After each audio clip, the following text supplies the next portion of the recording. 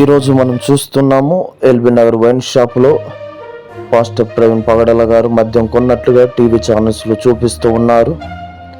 అసలు నిజంగా అక్కడ ఉన్నది ప్రవీణ్ పగడల గారు అవునా కాదా?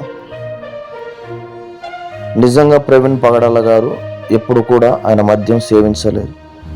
కానీ ఎందుకని ప్రవీణ్ పగడల గారు వైన్ షాప్లో ఉన్నట్టుగా వీడియోలు చిత్రీకరిస్తున్నారు? ఎల్బీ నగర్లో, ఏలూరులో ఆయన మద్యం కొన్నట్లుగా చూపిస్తూ ఉన్నారు. ఎన్ని రోజులు బయటికి రాని వీడియోలు ఈరోజు ఎల్బీ నగర్ వైన్ షాప్లో ఆయన మద్యం కొన్నట్లుగా సీసీ ఫుటేజ్ చూపిస్తున్నారు. ఇక్కడ మనకు ప్రవీణ్ పగడల గారు ఉన్నట్లుగా ఈ సీసీ ఫుటేజ్లో మనకు కనిపిస్తుంది.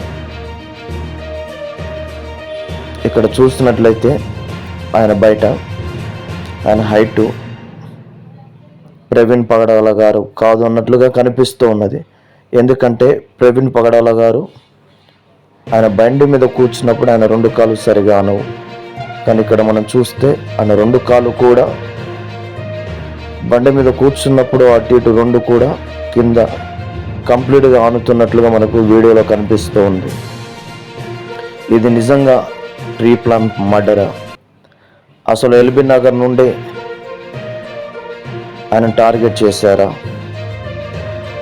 అనే విషయాలు తెలియాల్సి ఉంది.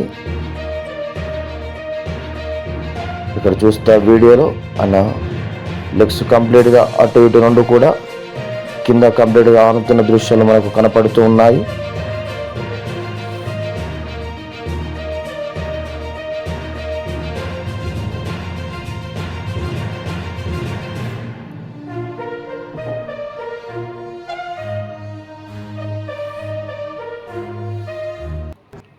అలాగే మనం గొల్లపూడి పెట్రోల్ బంకు దగ్గర వీడియో చూసినట్లయితే ఇక్కడ క్లియర్గా కనిపిస్తుంది.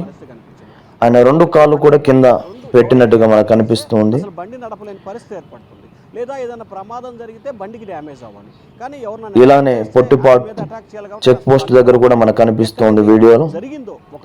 ఈయన నిజంగా ప్రవీణ్ పగడాల గారు కాదు, కానీ టీవీ ఛానల్స్ లో ట్రోల్ చేస్తూ ఉన్నారు ఈయన ప్రవీణ్ పగడాల గారు అని. ఈయన బండి నడిపే విధానాన్ని చూస్తే కూడా కొత్తగా నడుపుతున్నట్లుగానే కనిపిస్తూ ఉంది.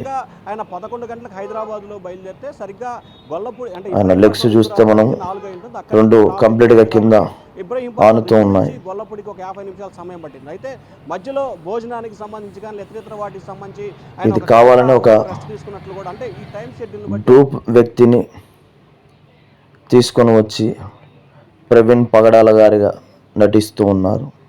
క్లియర్గా అర్థమైపోతుంది. ఎల్బీ నగర్ నుంచి కొవ్వూరు టోల్ ప్లాజా వరకు కూడా ఇది కావాలనే చేశారు. అసలు ప్రవీణ్ పగడాల గారిని ఏం చేశారు అసలు మధ్యలో?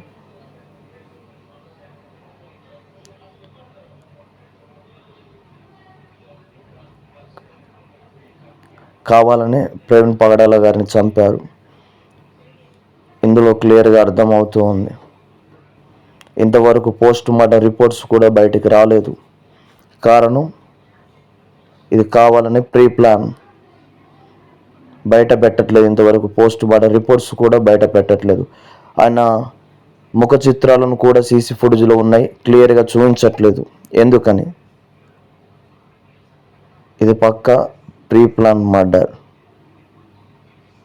ఎవరు అసలు ఈ వ్యక్తి?